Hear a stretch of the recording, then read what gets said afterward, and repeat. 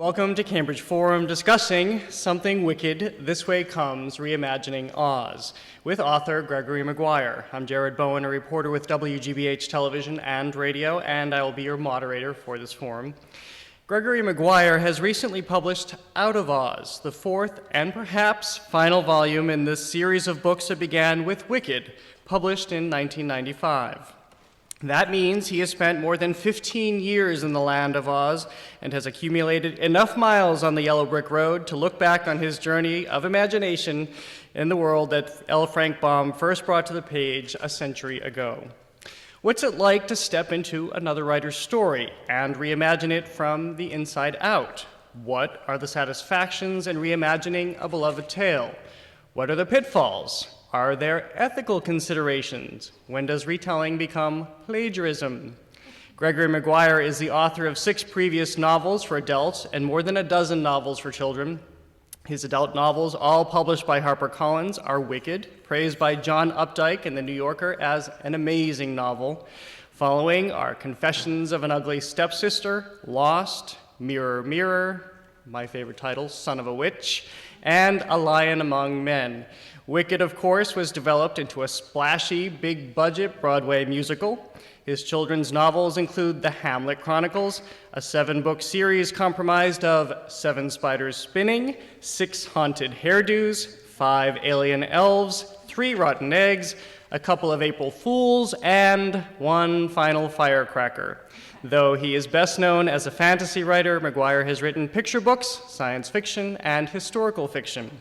For the Sunday New York Times Book Review, Maguire has published reviews of significant fantasies by J.K. Rowling, Philip Pullman, and Maurice Sendak. He's been the recipient of several awards and fellowships, including residencies at the Hambidge Center in Georgia and the Bread Loaf Writers Conference in Vermont.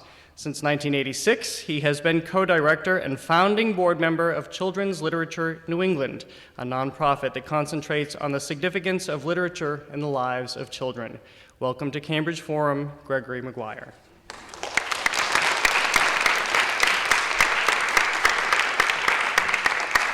Thank you, Jared, and thank you, people. Thank you for coming out on this wet and sloppy and nasty, nasty evening, and it's very clear that you did not worry about getting just a little bit wet. And I appreciate that you're very kind to come out on a mucky night like this. Well, since the subject is about, it's not about plagiarism, let's retire that one right away, but it is about playing, let's say that. It's about playing with material that belongs to childhood and material that belongs to all of us, because despite our differences, we all originate in that particular territory.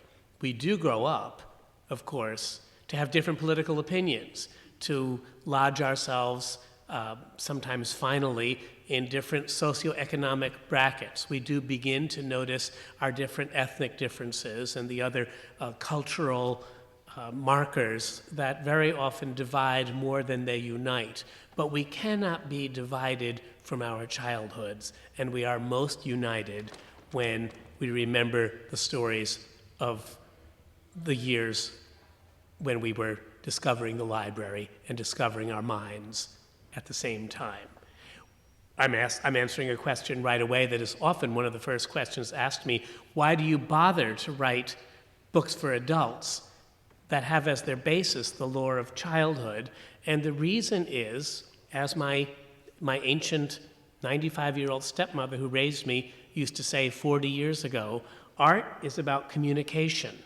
So one doesn't just want to talk to the people that one is related to, or the people whose ideas one already embraces. One wants to talk to everybody. If you're going to communicate, you want to try to grab everyone's attention. And that common language of childhood lore is my way to do it. It used to be, in this country, we might be able to talk about the Old Testament myths or the parables, and we could expect that everyone in a room would have the common vocabulary. Well, we cannot expect that anymore. The world has changed. It used to be, 150 years ago, we might all be able to talk about the characters in the Odyssey or the Greek myths. We can't expect anymore that if we throw around references like that everyone in the room will nod and say, yes, I understand the illusions. But if I talk about a set of glass slippers, or a poisoned apple, or a magic mirror that speaks, almost every head in the room can nod and can be with me. And that's what I want. I'm a very lonely, sad individual, and I like to talk to everybody. Now, where does this project begin? Yes, as Jared said, I have been tilling this particular verdant field for 15 or 18 years in some ways, professionally, but I have been tilling it since childhood. When someone says, where did you get the idea of Wicked? I suppose the truth is, the very beginnings of that idea must have come pretty much from the time I was about 6 or 7 or 8. And I'll put it this way. Back in the days when television was event TV, when there were only 3 channels. Oh my, what a mercy that was. Life was so much simpler when there were only 3 channels. Even Channel 2 hadn't been invented yet. There was an occasion in the life of a child called the annual broadcast of The Wizard of Oz. For those of us who were raised in a faintly liturgical circumstance, it was part of the liturgical calendar. There was Christmas, there was Easter, there was The Wizard of Oz. It was our national holiday of terror. And we looked forward to it, and we marked the year by it in the same way that we would mark a year, as any school child still does, by leaping from first day of school to Halloween to Thanksgiving to Christmas to Valentine's Day, etc. It was just one of those markers of time. It only happened once a year, so it could be thirsted for, it could be waited for, and it could be treasured in reflection once that annual broadcast had happened. It was not the video mesmerama that we have now, 24/7 on demand, Margaret Hamilton. You just had to take it when it came and be grateful for the visitation of it. Now, I grew up in a neighborhood that was not very prosperous, in a family that was full of love for words and stories, but was not very prosperous either. If any of you have read William Kennedy's Ironweed or seen the film, that's the film of my family, basically, about 20 years before I came along. I mean that literally. It was actually filmed a couple of blocks from where I grew up, and William Kennedy was a friend of my father's. They both worked on the same newspaper. My father got him his first writing job, in fact. But because of that lack of computers and ponies and, vacations in the Bahamas, the library and then this once-in-a-while film of The Wizard of Oz stirred my imagination very deeply. Now, I had 6 brothers and sisters. I was the middle one. And I was perhaps the one most caught up in The Wizard of Oz. It's hard to say at the time. I wasn't measuring my own reaction. But afterwards, I had been so thrilled by it that I would corral my brothers and sisters and the neighborhood friends, and I would say, I know what, let's play The Wizard of Oz. So we'd go in the backyard. I have to involve my younger brothers and sisters because I was the boss, and they couldn't go out of the backyard. And the neighbor kids would climb over the fence, and I would assign roles. You be Dorothy, you be the Tin Man, you be the Cowardly Lion, you can be the Wicked Witch, and let's get started. And we would get started. We could run through the entire 92-minute film in about 12 minutes, but we didn't do a whole lot of singing in the backyard. We would do it over and over again, and sometimes we would shake it up. I remember once my stepmother said, you have to let Joe play. Well, Joe was my baby brother. He was only about 1. He had to play the Munchkins because he was small. In fact, he played the entire Munchkin population from his little crib. And that went all pretty well until Dorothy's house landed at the same place it did. Dorothy's house was always the back porch. And then I suddenly realized that the week before we had been digging to China with a spoon. We hadn't gotten very far, but there was a hole on its way to China under the back porch. So I said, I know, Joe doesn't need to play the Munchkins yet. He can have 2 roles. Let's him be the dead Wicked Witch of the East. We can stick him under the porch, where that hole is, it's just perfect. He's the right size. Now, his feet were so little, they were kind of like, they wouldn't actually stay put. So we had to put his head out. We changed the story so that it was head that was sticking out from underneath the back porch. But Dorothy landed and killed the witch, and things went on, and we rolled around. Different parts of the backyard were different parts of Oz. And then my sister Annie, who was the Cowardly Lion, said, "Hey, look, it looks like the Wicked Witch of the East is eating dirt." And we looked over at him and said, "Well, he's not supposed to do that. He's supposed to be dead." But he was eating dirt. And in fact, he was turning blue. We reached a point in the fabric of storytelling where we had to make a choice about in which world we were living. And it was my sister, the Cowardly Lion, who incidentally grew up to be an ER nurse, who broke out of character first. I never forgave her.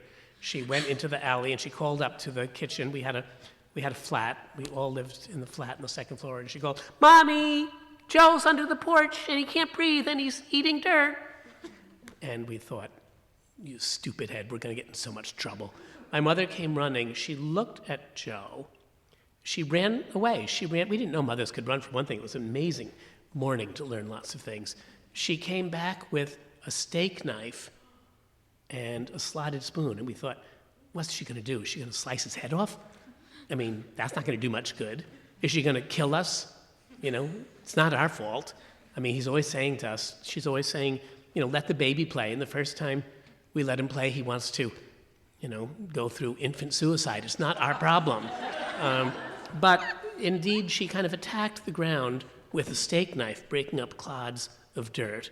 And then she scooped around with a ladle the dirt away from his face. And all the while, she was sticking her fingers in his mouth and his nose and getting the dirt out. And she was swearing so bad that I can't say it in this church building. I mean, it was terrible. It was dreadful. And so the story was over. The story was over for that night. I got in trouble because I was the kid who was supposed to be in charge. And when I went to bed, I realized the story wasn't done. I mean, Dorothy was still stuck there in Oz. The Wicked Witch of the West was still on the loose. It was very unsatisfactory. Now, tried to make amends in other days when we would go back to the story, but I've found that my nephews and my brothers and sisters and cousins were, they weren't like Kathleen Turner. They didn't want to play the role every night. They wanted it to be different. So I would have to invent things. I'd say, okay, you can be the Cowardly Lion this time, and you can be Dorothy, and you can be the Wicked Witch, and you can be Captain Hook. And some fundamentalist, some literalist would say, that's the wrong story. And I'd say, excuse me, it's my story now. In this story, Captain Hook is going to be here, and he and the Wicked Witch of the West can get married. So, because they're two villains, that'd be great. Two villains are better than one. Captain Hook and the Wicked Witch of the West, and they can have baby twins, and they can be called Little Snookums and Little Hookums. And so I would just, in a way, that's where Wicked began. In a way, Wicked began the way much adult life begins. It begins with children playing with the stuff at hand, even if it's just the dirt and the broken dead lilac trees from when we tried to build Noah's Ark, but it didn't work, and the hole that never really went to China. It's all such small bore stuff, but playing with the material at hand in childhood is how we begin to build our adult lives.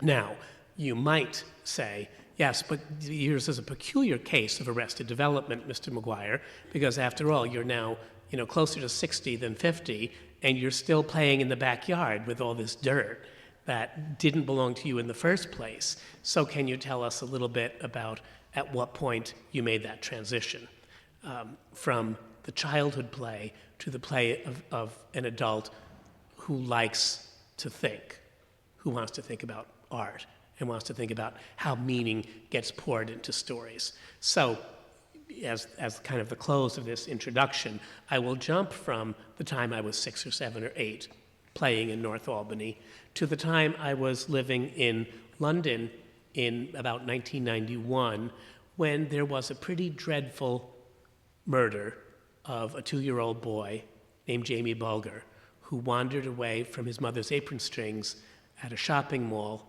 and was found by a couple of grade school and middle school kids who had decided to play hooky for the day. And they took him by their hands and walked him around as if he was their little brother. And they bought him an ice cream, and when he started to cry, they didn't know what to do, and they eventually took him to railroad tracks and stoned him and left his body there to be found. I was living in England at the time, and the face on the TV, I'll never forget it, this beautiful little ice cream dollop of a boy who first was missing, then his corpse was found, then there was a manhunt. Then when the security people discovered that there were clips on video cameras in the mall, they discovered it was not a manhunt, but a boy hunt. The boys were found, 11 and 14. The laws that governed the identity of minors accused of a crime in England at that time did not protect the identity of children the way they do here and the way they do now in England. That law changed because of this case, partly. So once the boys were identified and were nabbed, their biographies were sprawled all over the papers.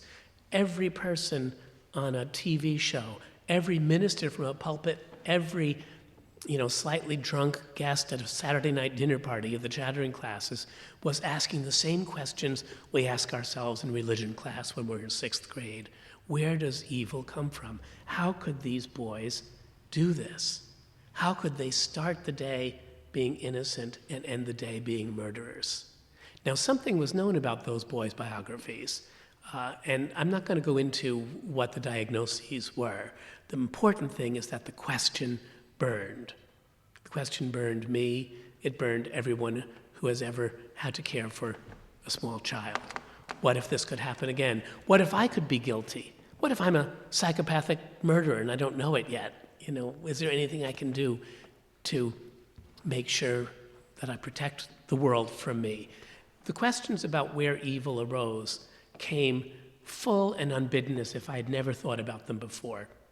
I had previously written 16 books for children, and I was not really looking to change my way of writing. But a question about evil is not necessarily a question you intend to ask of children. You ask it of mature people, as mature as we claim to be. So I thought, I'm glib, I'm Irish and Greek. I can talk for 2 hours, but that doesn't mean I think fast. I don't think fast at all. That's the whole reason I'm a writer. I write to know what I think. So I will ask myself the question in writing, where does evil come from? And maybe my subconscious will teach me something about it, the way one's dreams often teach one something about one knows deeply, or what one wants to know deeply. I thought, I'll write a book about an absolutely fierce evil character that everybody knows and understands as evil, like Hitler. And nobody will have to question whether or not the character is evil, because we all know Hitler is evil. This was before the days of Osama bin Laden, when Hitler still qualified as the first person to come to mind for evil behavior. That idea lasted about 20 minutes, because I thought I wouldn't be very good at research, and the minute I get one scrap of biography wrong, everybody will say, I don't know how to think, I don't know how to research, I don't know how to work, and they probably would be right. Then I thought, well, everybody I've ever known as a writer says, write what you know. Write from your experience. Write what you know. Well, what did I know? I had been a church musician. The evil in church music. It would take, I did play the guitar a lot, and I probably was a little flat, but I wasn't really sure I could find the evil in church music enough to be able to use it as a subject matter. And the only other thing I could think of was children's books, because I had studied them, I had read them, I had never stopped reading them, and I thought, that'll never work, though, because there are villains in children's books, but they're all stock villains, they're all stereotypes. And the first one I thought of was, dun, dun, dun, dun, dun, I'll get you, a little dog. And I thought to myself, Jesus, Mary, and Joseph, I've just had a vision. She's coming out of the heaven, and it's not the Virgin in blue, which is what I always expected. It's a green-skinned woman, and it's Margaret Hamilton, and she's come to get me and my little dog. And I thought to myself, it's perfect. It's perfect. Maybe if to each one of us in life is vouchsafed one moment of inspiration, that was mine. Because I knew the movie so well, and I knew the L. Frank Baum novel of 1900, And I knew that neither the movie nor the novel had ever said anything about why she was bad. They had only said she was wicked, when, in the 1900 novel, L. Frank Baum writes that the wizard says, "I will help you, Dorothy, but you must do something for me first." "Oh, what must I do?" "You must kill the Wicked Witch of the West." "Oh, but I never killed anyone before." "Nevertheless, that is the price that I will exact from you. Remember, she is wicked, tremendously wicked, and she deserves to die." Dorothy says, "Oh, all right then," and goes off to become a paid political assassin in order to buy her ticket home. Now, in the movie sort of snuffs that little bit of motivation. In the movie, the wizard says, "Bring me the broom of the Wicked Witch of the West." But in the book, he says it straight, "You must kill her." And she does cry. She actually takes about a page to decide she'll do it. But she does, in the end, take on the job because it's the only way she's going to get home. And because she has swallowed the wizard's lie, hook, line, and sinker. I'll say she swallowed his line. Maybe L. Frank Baum really meant her to be wicked. I suppose he did. But the wizard is not given any proof. He simply said, "She's called wicked, so she must be." And Dorothy buys it, as the innocent will do. And she goes off to fight in the West. So when I had this collapse of impulses, the impulse of the childhood, bored, grotty 8-year-old playing with the only material at hand, which was children's stories, and the impulse of my adult life trying very hard to make sense of one of the great mysteries of human experience. Why are people different? Why are we the way we are? That moment of deciding I was going to risk everyone's disapproval. I was going to risk being called a heretic. I was going to risk playing with material that was too rich for me. I was going to risk ruining or trying to sabotage one of the great foundation myths of American culture. I said to myself, I have to do it anyway. Now, here's the last thing I'll say, and then we'll come to questions, okay? I started writing Wicked. I was burning with the curiosity about how the first President Bush had galvanized the comedy of nations to go into Kuwait and Iraq. I was galvanized by the use of his word, Saddam Hussein, the next Hitler, and how that mesmerized the international community to demoralize and to diminish another human soul. To say that they are less than human is somehow to help us build up our courage to take up arms against them. It's very hard to kill another human being. It's not quite as hard to kill something that's a little less than human. So I was thinking about all these things. I was compressing them into a children's story of all things, but putting it out as if for adults. My model, which I didn't realize until later, was The Once and Future King by T.H. White, because he had taken the story of Camelot and King Arthur, and he had told it as if it had never been told before. He didn't mind if everybody already knew the arc of the story. He was going to tell it in a way that it appealed to him. And later on I realized subconsciously I must have decided the same thing. I was going to take this myth and tell it in a way that appealed to me. And if anybody liked it, fine. And if they didn't, fine too. But I would do it for myself. Well, I intended to write about Elphaba, the Wicked Witch of the West, as if she was going to grow up to be Hannibal Lecter or Saddam Hussein or Osama bin Laden. And that was my intention, Humbert, whoever you want to think of as being the most morally corrupt character that you can think of. And I started out, I set it up, she's born in my novel with huge teeth. She's green, the color of sin and putrescence. She is horrible. She's horrible. And I intended every paragraph and every setting and scene to suggest how horrible she was. And about 30 pages in, I had a scene in which the old nanny has come to help raise her, and Elphaba is old enough to crawl on the floor, and she pees on the floor, and she puts her nose down to smell her own urine, and she smiles in delight at the stink of it. I intended that to be a scene of utmost depravity, as if she was no more than an animal.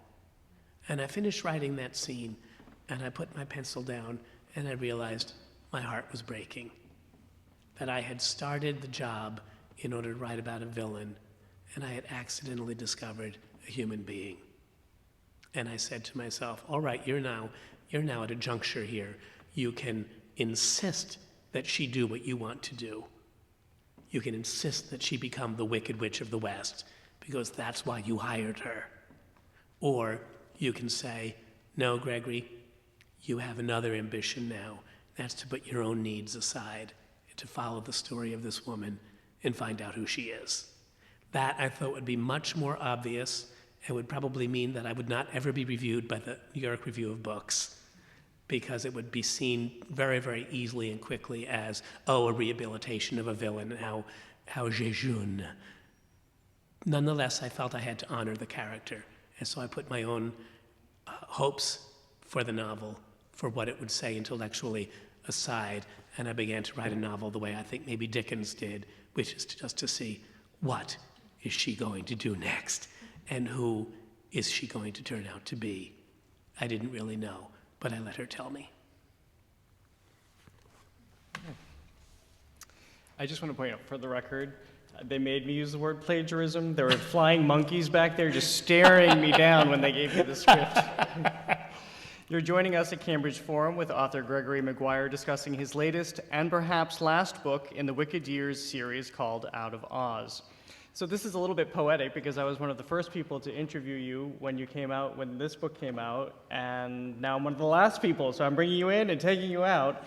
And I remember my first question to you the last time will be my same first question here, which is this really the last book? And I ask it now in light of the fact that you've been around the country talking about it, you've become reacquainted with your fans, and I'm sure reacquainted with the characters as you give them thought and talk about them all over again.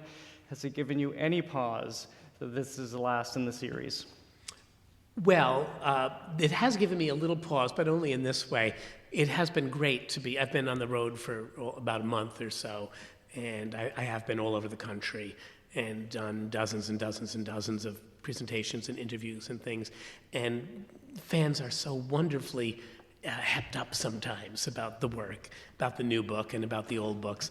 And they say, how can it possibly be the final volume? It says on the cover, the final volume of the Wicked Years, don't do it to us. And I say, but you know, to look at a beautiful building, let's say the Taj Mahal, and it has a shape. The reason that it seems so magnificent to us is that they know where to stop. That just because it was so good doesn't mean that they should put on like an addition with a Starbucks on the side and make it better. There's something about the shapeliness of a story that has everything to do with its beauty. Now, in Wicked, I did not know when I wrote Wicked that it was going to be the first of a series. I really thought of it as the English call a one-off. But once I began to see that the subtitle of Wicked was The Life and Times of the Wicked Witch of the West, and I realized in my novel, she's gone at the age of 38, so her life is over, but her times are not over. If someone dies young, then their times go on without them. In a way, you would say we are still living in the times of Jamie Bulger, even though he died at the age of 2. So that was my kind of legal loophole to myself, to say I can still write about the other characters because she should have lived this long. So I've written to the third generation in Son of a Witch, your favorite title, the 14-year-old boy called Lear, who is not on the Broadway stage, I might want to point out. He is the illegitimate son of Elphaba and Fiyero. The 14-year-old boy is left alone. His mother is gone, his father is gone, and he has to proceed and basically raise himself, and not very well for a long time, too. At the end of that novel, his wife gives birth, and she slips away at night, and it's up to him to clean up the baby in the morning. And when he does, he puts her under a rain spout to clean the birth fluids off the baby. And the last line of that novel is, she cleaned up green. So that's the first clue he has that he really was the son of the Wicked Witch of the West, because his daughter is green. And his daughter ties him to his mother. Now, in Out of Oz, the child pictured on the front of this cover is not green, but I will at least give you that much. It is that girl. She is that girl. Her name is Rain. And her life takes off, and what she has to do finishes many of the efforts begun by her grandmother, even though she doesn't really understand what her motivation is or how she comes to do them. There is a sense of conclusion to some of the narrative trajectories, and let's call it the rainbow. Let's face it, the rainbow starts in Wicked, and the rainbow doesn't come down anywhere. It has to come down a certain place. The parabola of the rainbow is described by the laws of story, and it has to land a certain place. So it has landed, and the arc of the story is done. I hope it's a beautiful, dense and long, but a beautiful and complete arc, but it's done. However, do you think, Jared, that when I would tell that eloquent and indeed slightly moving story about the arc of a rainbow at the Taj Mahal, that I could persuade anybody that I was done? Of course not. One guy raised his hand and said, well, yeah, sure, you finished the Wicked years, but how about writing Oz, the fun years? So I suppose one should never say never. Captain Hook might walk in the door any minute. But yeah, because I can only think that as these characters have lived with you and generations of characters have lived with you for 15 years, the pause button will not be hit in your head, that they will continue to evolve, you'll continue to think about them, and I can only imagine at some point you'll need an outlet to let them out again. It might well be, and I will wait and see. It's no secret that I have had the wonderful, great good luck of Broadway to come and to elevate attention on this series. It had already had a fair amount of attention before Broadway got hold of it, but once Broadway did, it's as if there's been a giant dirigible casting a shadow over my house and over my life. It's the Wicked shadow. It's very, very nice because every once in a while it drops down some envelopes of money, and I don't mind that. I'm not that pure. I think it's nice to be able to pay the mortgage. But in fact, it's only one part of a life. And so I'm sort of hoping that by signaling to the characters, it's okay to move out. I don't need to know what happens to you. It's okay to be there. And let's see what will sweep in your wake. I'm not really sure. Ursula Le Guin, who wrote the Earthsea trilogy, waited 18 years. And 18 years after the third book of the Earthsea trilogy, she wrote the fourth book of the Earthsea trilogy. It's hard to write fourth book for a trilogy, but if anybody could do it, Ursula Le Guin could.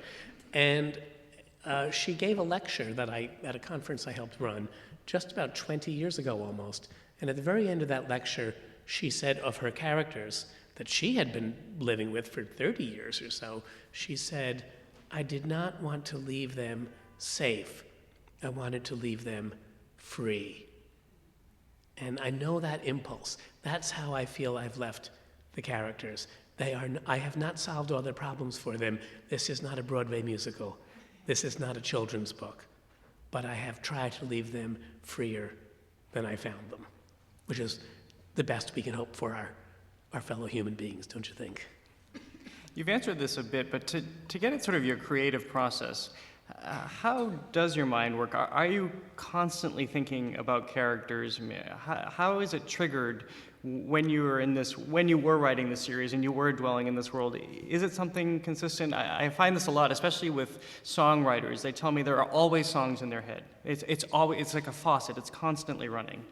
Well, I recently discovered that function on the computer called Google Earth, where you can actually see photos. You can go in like from a satellite lens, and you can look at the roofs of the houses of your former boyfriends and see if they've painted notes on them in white paint to say, I love you still, come back. You can look at anybody's house you want in the whole world. You can look at any street. You just have to concentrate and focus the computer to do your looking for you. I realized that I have actually suffered with a Google Oz syndrome for about 15 years. If you asked me anything I might not be able to give you the answer right away, but I could give you an answer. If you said, what are the difference between dental hygiene in the west of Oz and in the murky Badlands of the South? Well, I could figure it out for you. One of the ways I could figure out is this what they call in the TV industry, the Bible. Before I wrote Out of Oz, I spent a whole year reading the first 1,000 pages of story and making first a timeline and a synopsis of the first 3 books so that I could find every character on every page in every one of the 1,000 pages. And then, after I did that, I did an index with the characters and the main characters' names and initials. And here are some of the contents, the table of contents in the index. Animals, sentient. Animals, non-sentient. Architecture, armed forces, art, astronomy, calendar, ceremonies, clothes and haberdashery, college life, comestibles, commerce, concepts, philosophical and cultural, currency, current events, customs and mores, dramatis personae, education, flora, folklore, games and sports, geography, political, geography and natural. And that took almost a year. And if you say, well, what do you have to say about, Dorothy? Well, there are 15 descriptions of Dorothy. There's the original description, Wicked, page 3. Dorothy and the Twister, Wicked, page 332. Dorothy kills the queen bee, Wicked, page 400. Dorothy as a visitor, remembered by Lear, son of a witch, 56. So this has served as a kind of, again, a Google Oz index, not for the Oz that L. Frank Baum created, and not for MGM's Oz, but for the Oz that seems to be spooling eternally in my mind, and that with some effort, I really have to force myself to look away. You all know that book is going to be under glass in the Smithsonian someday, or at the Gregory Maguire House Museum. We mentioned the issue of ethics in the introduction, and you just, in your introduction, talked about risk, accepting that you had to take on this risk in delving into this world that Baum had created. What ethical questions and considerations, if any, did you consider once you entered this world? Well, I knew because of the reason I was writing this book that I did not have to worry about traducing the original material because I respected it. I loved it. I wasn't a Saturday Night Live, skip writer. I did think I could write humorously, and I love when Dickens writes humorously. Shakespeare writes humorously. It doesn't make you less serious because you can write funny scenes and you can write slightly outsized characters. But I knew essentially that I was using this material for the very gravest of ends, and I figured if there were such a thing as the ghost of either L. Frank Baum or Margaret Hamilton, that they would have no cause to regret what I was doing because I was hoping to add to the significance of Oz and never to detract from it. Now, you almost ask a legal question. You're right on the edge of it, which is, yeah, but what about copyright protection, Buster? And the truth is that I have sallied through my life with an awful lot of good luck and often aligned with stupidity.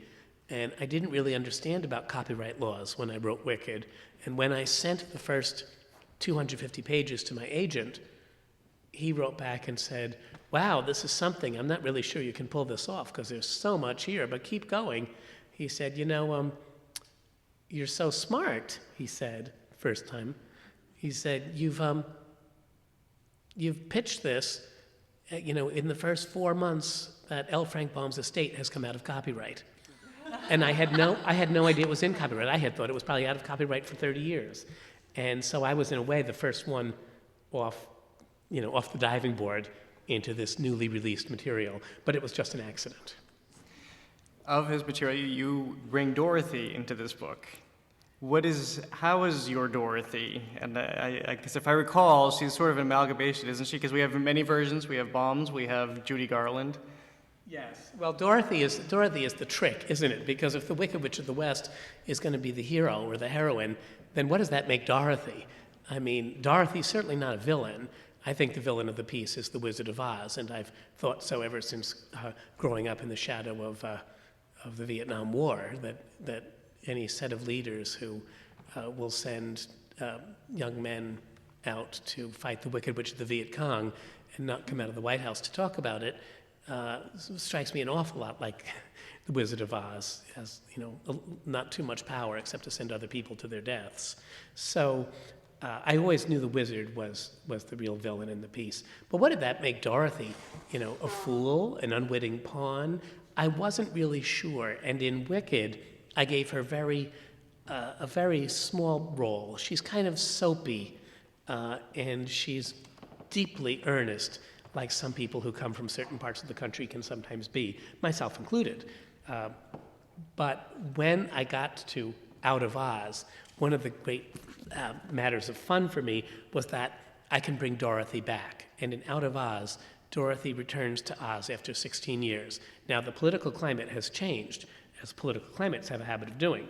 And Dorothy finds that since Munchkinland has seceded from loyal Oz and the Emerald City is invading Munchkinland, that Dorothy is unfortunately placed in the wrong place at the wrong time, and she is put on trial for the death of the Wicked Witch of the East, that little baby that the house squished. Well, I mean the witch the house squished. And so in order to show what I've done with Dorothy, I'd like to read just a tiny little scene. This is from the point of view of the Cowardly Lion.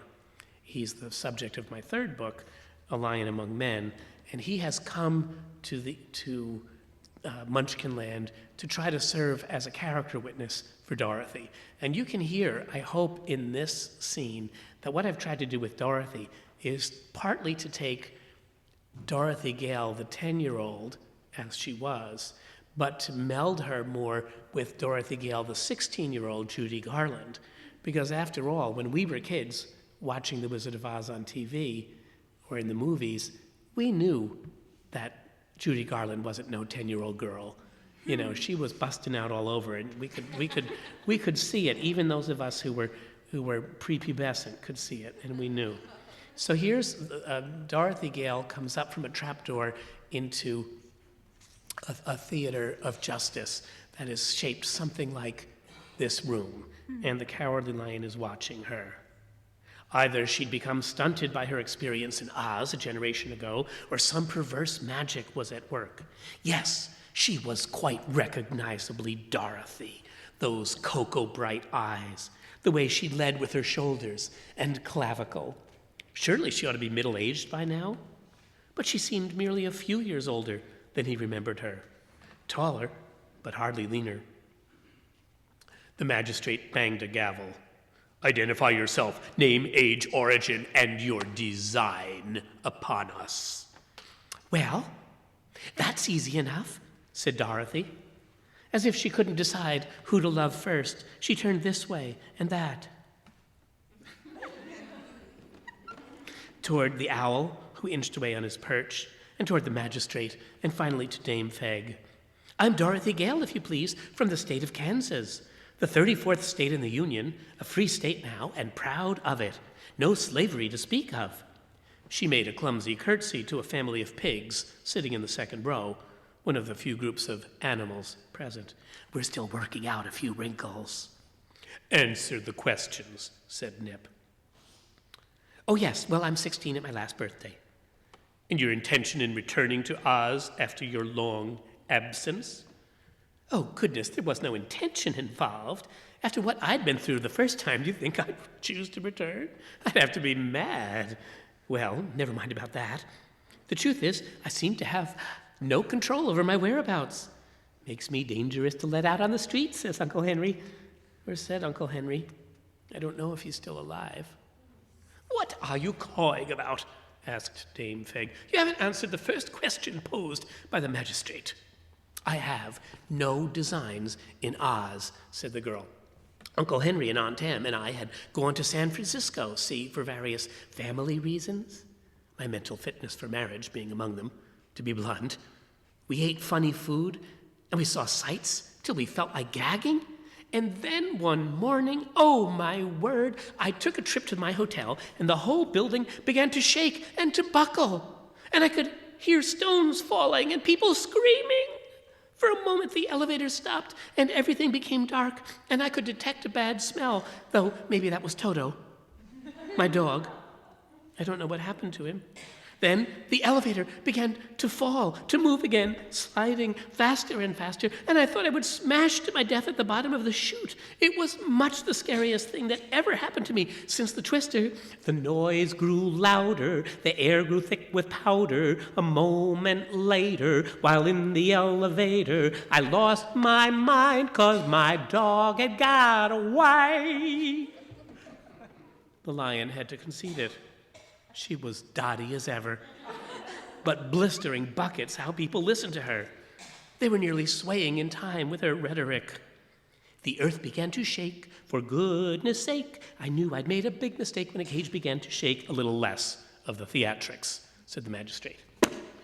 So, you see, there is the business of having so much raw material that one can constantly play different interpretations off one another, and the character, I hope, then becomes larger. Dorothy, in fact, it becomes a sympathetic and a brave soul. She, too, finally grows up in this book in a way that she never did in The Wizard of Oz film or in The Wizard of Oz, the novel.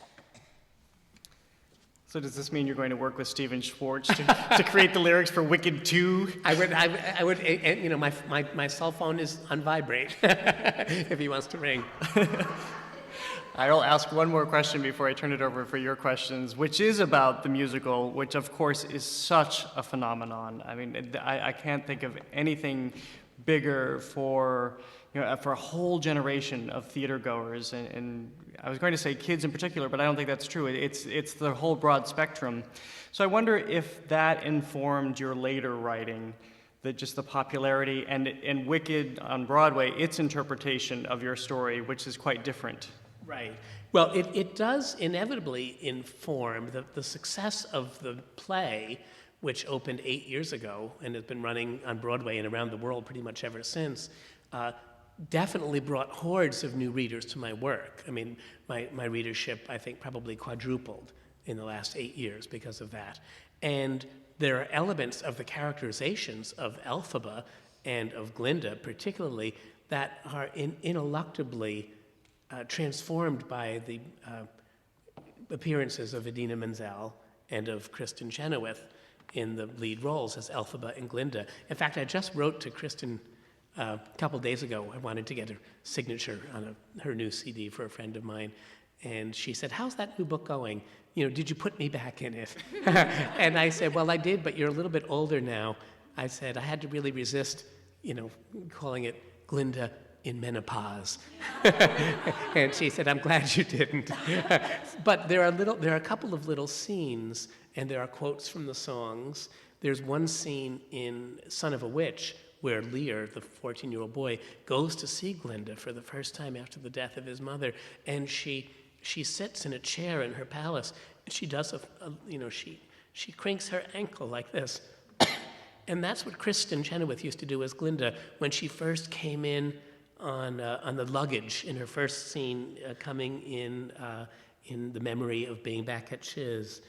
She sings that trill, and she does that thing with her just to stretch out.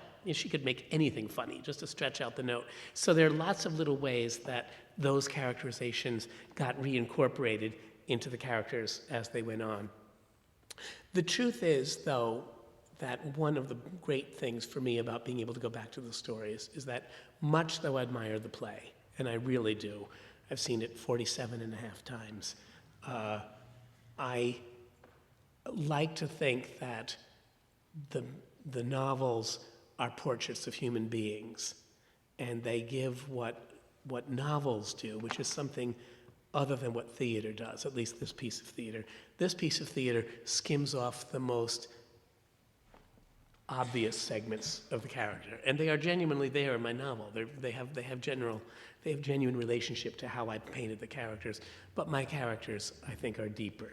And in going back to continue to write, I was sort of reclaiming the story too. I didn't want to be known only as the person who gave the raw material for this fantastic and wonderful play. I wanted the stories to continue to have a life of their own in and of themselves, too. All right. Welcome to Cambridge Forum as we continue our discussion of Something Wicked This Way Comes, Reimagining Oz with author Gregory Maguire. Now that he has written what may be the final volume in his Wicked Years series, he is looking back at his journey of imagination into L. Frank Baum's World of Oz.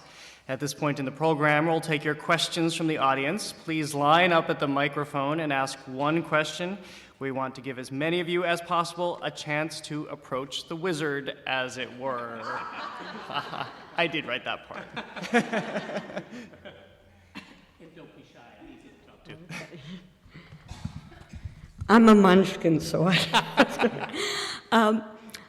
I think as children, we are given very simplistic answers. This is good, this is evil or wicked.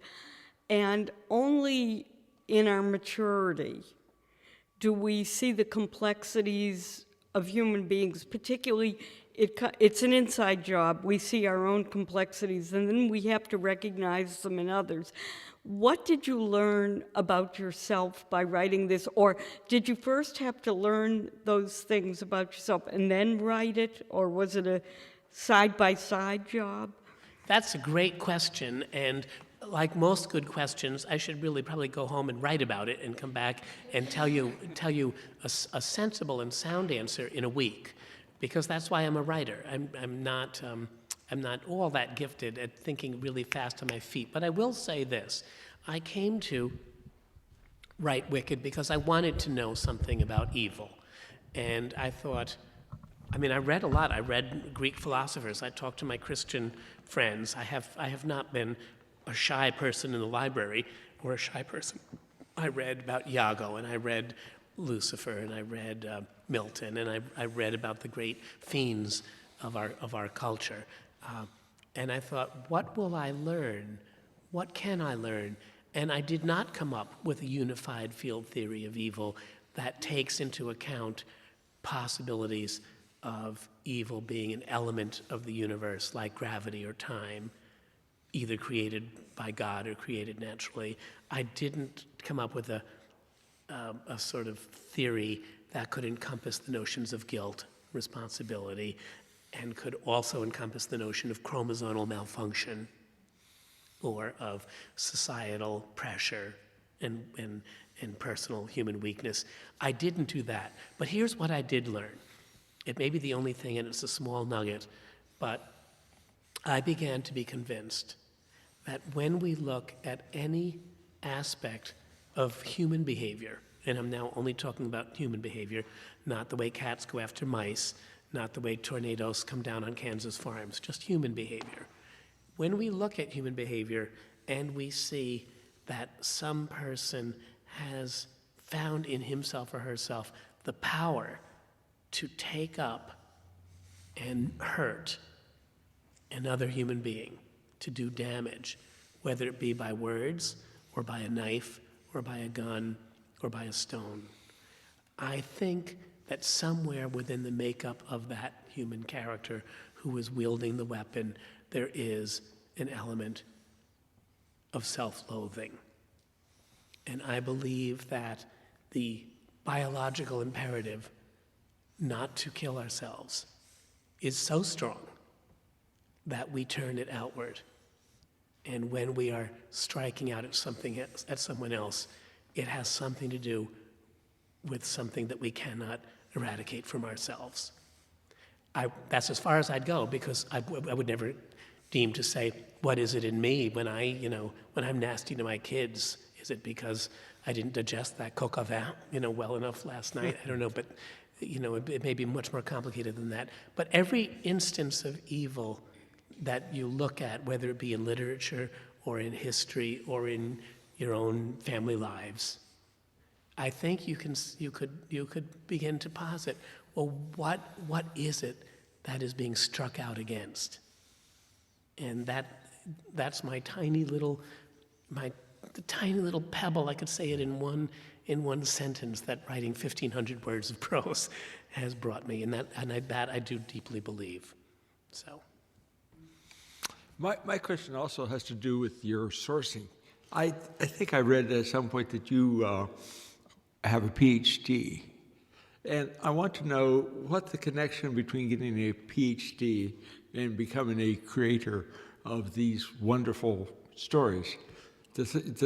Often the PhD process stultifies creativity, but in your situation, it seems to have expanded it. So I wanted to have you recollect, I guess, what led you to do the PhD in the first place, and what you found in the process that allowed you to be a liberated spirit.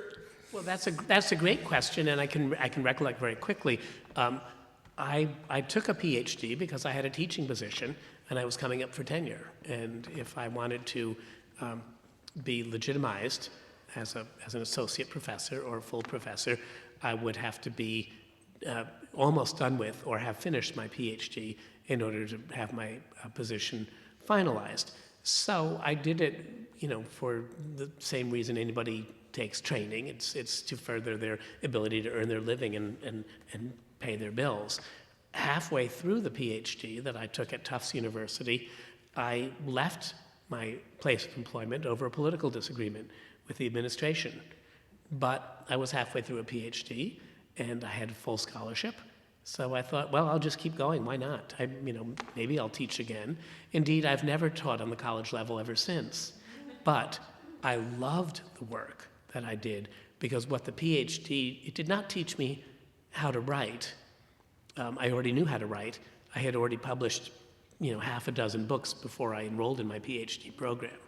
But what it did do was teach me the courage of how to research and how to go into material that I thought was over my head and find that it wasn't. I'll give you very specific.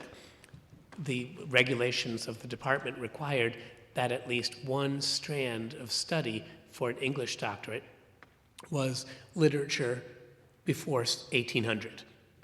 And that's all the hard stuff. The hard stuff is all, anybody can read, Victorian novels and Victorian poetry, but it's the hard stuff before 1800. It's Shakespeare and Milton, and I still find Shakespeare hard to read. And so I thought, well, what will I do? Then I decided I would go for broke and I would read the Puritan sermons and the Puritan histories. And I thought this is going to be this is really going to be hard, but at least it's New England, and I'm living in New England now. Well, what should happen? The Puritans, I discovered, were real people. They were filled with vast passions and vast terrors. And it was like reading science fiction. It was like reading about the first colonies on Mars. They were so driven and so frightened that they might have based their noble experiment on a mistake. It was more human than anything else I'd ever read. And in some ways, what it gave me, sir, was the confidence to say, even if I can't understand everything that a subject is about, I can get something out of it. And that, as far as I'm concerned, was a valid result of my PhD. It didn't teach me more sympathy, but it taught me more confidence in my reading. Hi, I first read Wicked when I was 9. My mom had gotten it for me, and I don't know, she knew that it was more of an adult book than the Baum series. But I wanted to mention what you said about the collective experience of childhood literature.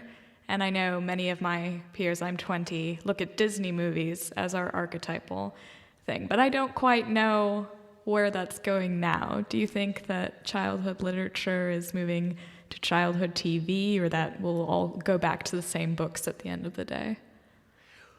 Well, that's again a really good naughty question. Not naughty. And I don't know what is happening with children and their reading right now. Now, I have 3 children. I have 3 adopted children. Ages are 14, 11, and 10. And I don't understand their relationship to books and to what they read, even though I am raising them pretty much the way I was raised. We don't watch TV. They have very little access to computers, except such as is needed for homework. We basically live in the shadows of the library, but they don't take to it the way I did, because the world is a different place, and they are also different people. So I watch them with great curiosity and a little alarm, and I extrapolate from what I see in them and their very insouciant attitude towards story, and I worry about what their relationship with the deep structures and functions of our cultural stories really will be. This worry probably says more about me at my place in life as a parent than it has to do with human nature. It's probably my job right now to worry that culture is dissolving just as my children are getting to it. I think that's what parents probably are supposed to think. But nonetheless, I don't have the answer for you yet. I think that there is something eternal about good story, and I think that the technologies may change, but our appetite to hear what will happen when Dorothy comes out of the trap door and starts singing again, is just eternal. We can never get enough of finding out what happens next. So they will probably survive, but on what they will survive, I am in as much the dark as you are. If you find out, let me know. Hi. Hi. I was very touched by the material involving animals, and I wanted to ask you: is that something that you thought would continue to just be developed so thoroughly in the rest of your books, or where did that come from? And can you pronounce the lion's name? Oh, yes. Thank you, Elena. The lion is spelled Burr, B-R-R-R.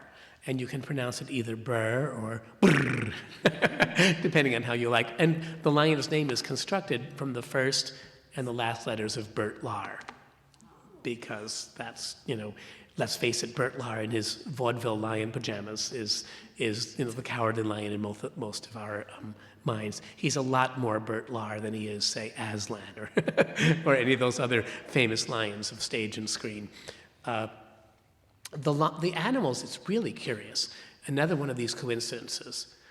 Not far from this very building, when I was going to college in the Boston area, when I was going to Simmons College, I remember once going around the corner to the theater that's still here on Church Street and seeing a $1 matinee of the film of Cabaret, which I had never seen before.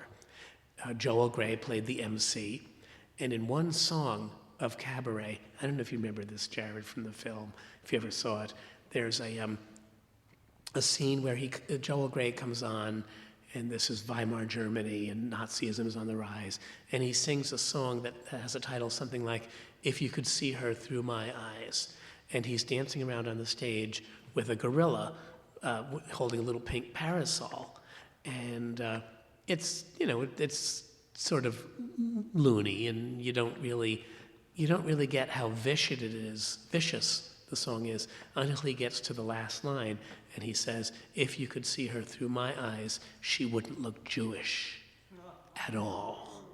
And I remember my body temperature changing when he leers at the screen like that, and I realized what the song was about.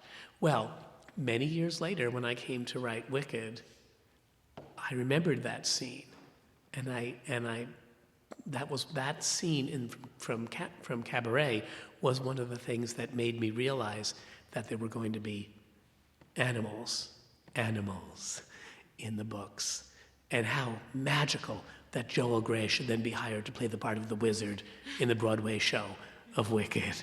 I mean, how extraordinary. Now, one last thing I'll tell you about this. This is a story about a little episode about writing. When I was writing Wicked, I had decided, as I told you at the beginning, to follow the inspiration, not to make the story yield to my aims and intentions, but to let the story reveal itself. And I remember writing the first scene in which Glinda showed up. She's about 17. She's on her way to college. She's on her way to Shiz.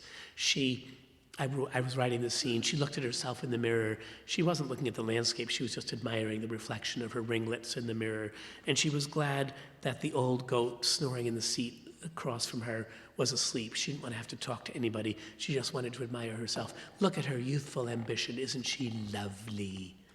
Well, I finished that scene in my little tiny study in London, and I put down the pen, and the next day I got up to write what would happen next, and I read over, as one does, a paragraph and a half to pick up the tone and the incident, and I suddenly realized, oh my gosh, that's not a dirty old man snoring with cigar ash on his lapel. That's a goat. That's not an old goat. That's a goat. That's a goat. And there's a goat riding in the train with her. And he's about to open his mouth and start talking. Who is he? Who's he going to be? I hadn't known until that sentence that there were going to be animals in this book. I hadn't thought of it. But my subconscious gave it to me by that use of that phrase, the old goat. I had met the night before the old man, but by the morning he was a goat. And that's where the animal theme came up. I find that in writing any kind of fiction, as Marie Sendak, my muse and dear friend, says, you just sink the bucket and see what comes up, and you trust it. Your muse lives down there in the basement, and she is much smarter than you are, and she gives you everything you need. You just have to keep looking for it. So very often the cues and clues for what something shall be are already there in what I've already written.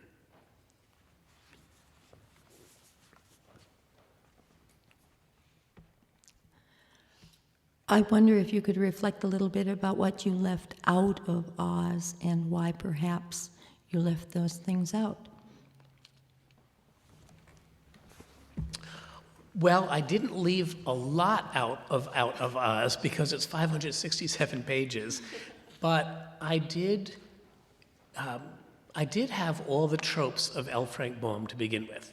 Now, I don't know if you had the same kind of reading childhood I had, Jared, but I used to read books by Edward Eager, Half Magic and Magic by the Lake, and all those reading children in those books published in the 60s always talked about the great series of Oz novels and that the libraries had.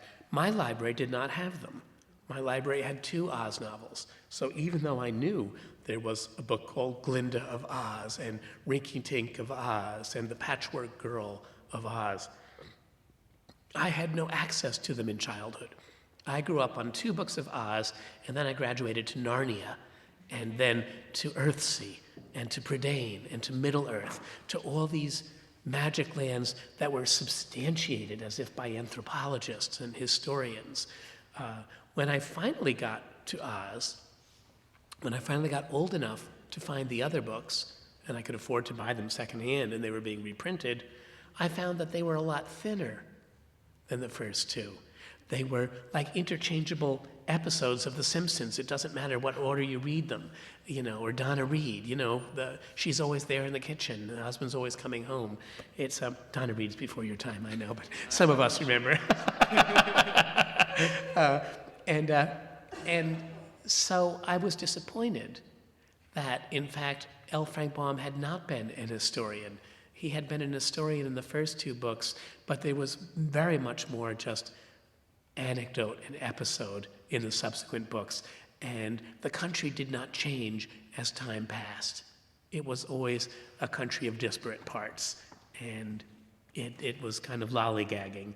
It betrayed its origins in the nonsense of Alice and other such inspirations. So what I left out, Pat, is that ability of Oz to be in the permanent present, so that you could move around it indiscriminately, go backward and forward in time. What I put in was chronology, and all that chronology suggests.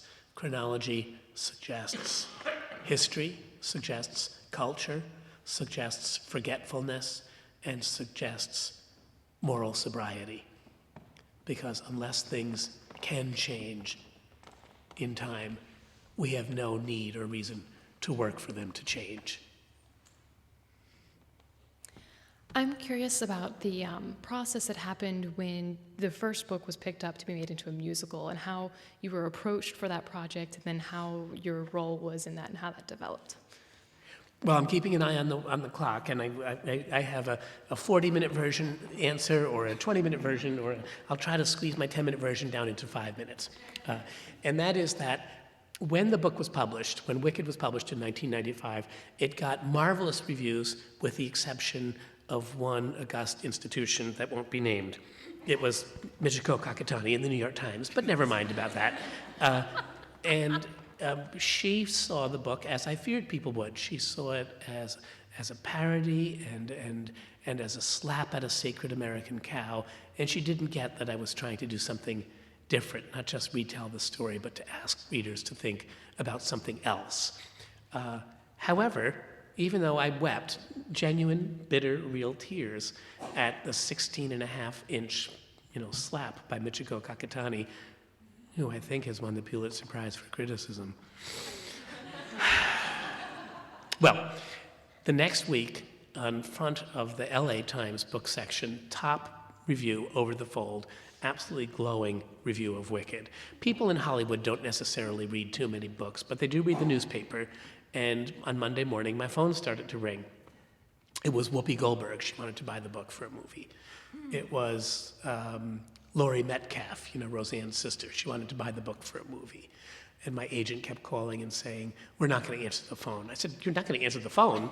Why not?" He said, "Well, Whoopi Goldberg is famous for not offering very much money, and Laurie Metcalf isn't famous enough." And I said, "Well, that's all well and good, but I've got children." And then he said, then he called a couple days ago and said, Demi Moore has called. And I said, "Answer the phone." And he did. And Demi Moore had a production company and made an offer. And I thought, Demi Moore, naked and green on the cover of Vanity Fair. Yeah, why not? Answer the phone. So I optioned it with Universal and Demi Moore. But after 3 or 4 years of Universal paying me, nice little packets of money to keep the option, they couldn't get a good script for it. Meanwhile, Stephen Schwartz, the eventual composer of the play, had heard about the book, and he went to Hollywood. He closed the door of the movie producer, Mark Platt, and he said, "Everybody in Hollywood knows you're not getting a good script out of this, and I know why." Mark said, "Why?" Stephen said, "Because everybody in America knows that people in Oz sing. Ever since 1939, we've known that." So he said, "You can make a $100 million film that, mind you, this was 2 years before Harry Potter and The Golden Compass and the Lord of the Rings films. So in a way, I was the vanguard of that sort of resurrection of serious fantasy fiction and film." He said, "But if you give me $15 million, I can make it into a play that will be just as successful as a movie, if not more." And Mark said, "Well, that's fine and good, but you're going to have to persuade Gregory, because he's the one who owns the rights." So Stephen Schwartz and I met in an undisclosed location in the woods in Connecticut. It was very Cold War. It was very the spy who came in out of the cold. I had a snap-brimmed hat, a collar that went up like this. We walked around in the rain, and he said, "I'm so convinced you're going to see that this would make a better play than a film." He said, "The thing is, your characters are very 19th century." He said, "On a film, they would have to, be internal in their emotions. But you've got big characters. You've got characters before Freud. They actually feel things and say what they feel." He said, "People can do that in musicals.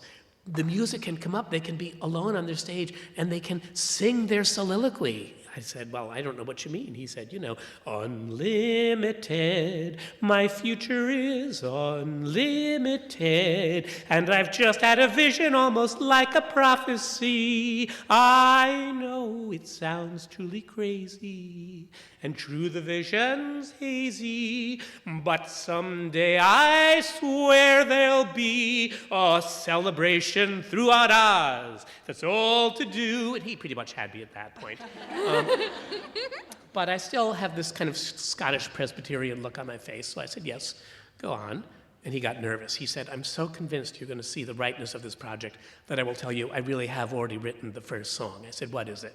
He said, "It's called "No one mourns the wicked." And I gave him my imprimatur with those 5 words, because with those 5 words, he told me he understood why I had written the book. I had not written the book to make a travesty of The Wizard of Oz. I had written the book because I thought it is morally significant to remember to be careful who we name as our enemies. He got that. He got the job. And I decided to stay away from the production because, as I said, L. Frank Baum and Margaret Hamilton didn't interfere with my creative efforts, and I thought I should extend at least the same amount of courtesy to the people who wanted to make the play. And I said, with my blessing, as long as you know what you're doing, I will trust you with it. And I'm very glad I did. Gregory Maguire, thank you for an enchanting evening. Oh, Jared, it's been my pleasure. Thank you, everybody, for coming. Standing O.